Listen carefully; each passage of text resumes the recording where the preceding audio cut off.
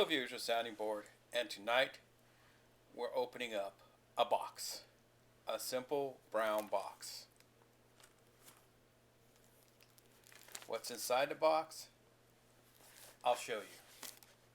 I bought it because it was one of those things that after going to the Latinx con and realizing that the people who were Hispanic superhero authoritarians knew nothing about Hispanic heroes, that I had to get the most prominent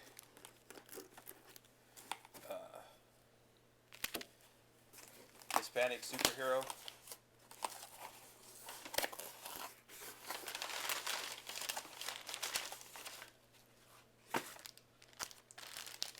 I had to get Dorado from the Super Friends.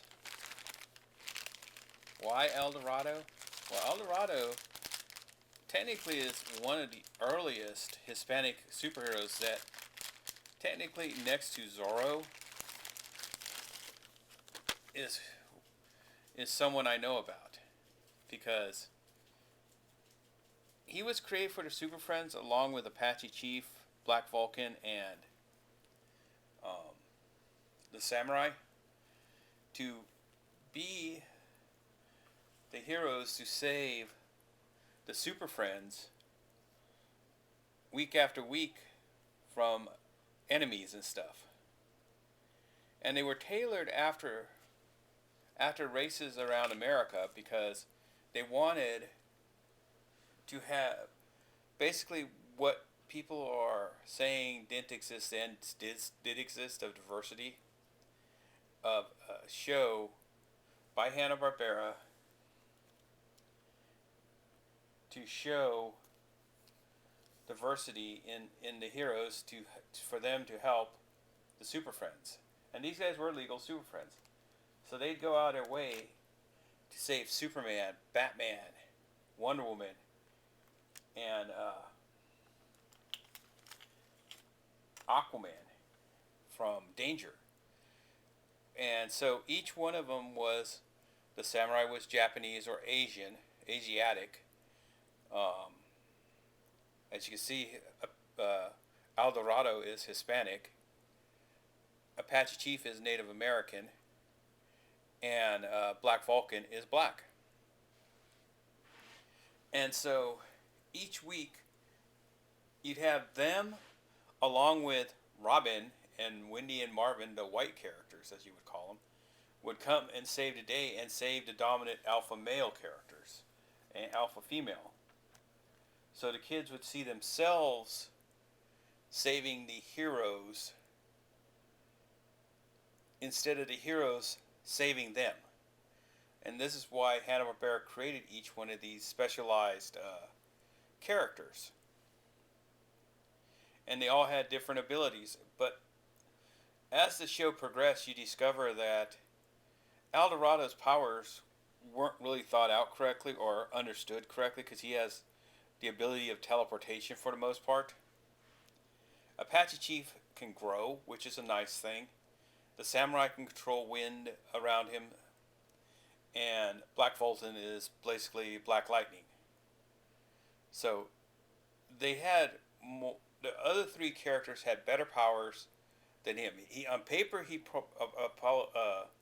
Apache Chief said, Dorado sounded really good, but probably in functionality of stories, he was just kind of missing something.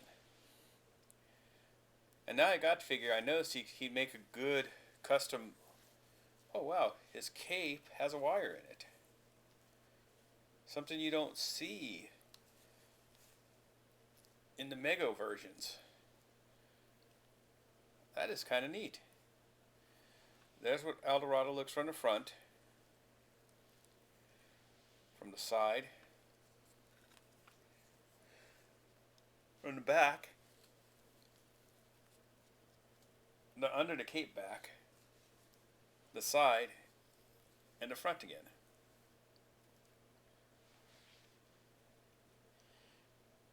But yeah, it's just one of those things. After going to that con, I realized I need it on the table with along my aliens and superheroes. Uh, El Dorado, just to because as a person of Hispanic descent, I needed to represent. And what's the best way to represent is to use one of the earliest characters that is known and was designed for diversity, technically. Because Zoro is kind of like Black Panther. He's a character that was created by a white guy to be a historical character of racial descent. Because Zoro is Hispanic and he fought the Spaniard army for possession of California. He's kind of like the Hispanic Batman of the West.